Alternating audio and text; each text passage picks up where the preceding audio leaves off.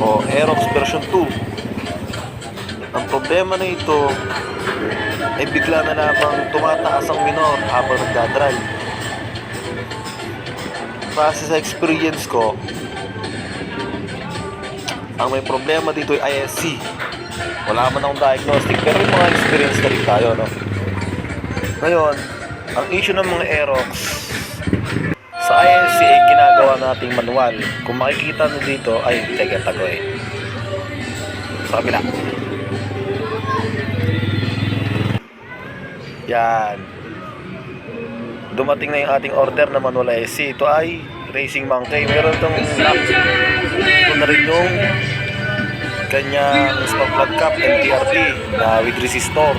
Kasi napansin ko lumalagkit na yung ano niya eh, spark plug cap niya. Kung mapapansin niyo yung luma niya, durong kalawang na, kaya nasa nang nagitik habang nanakot, bigla na lang siyang mamatay. Kaya pinata natin siya, you know, lapit mo.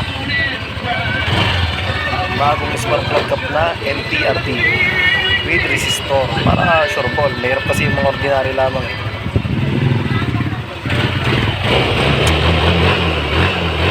Oh, sound check.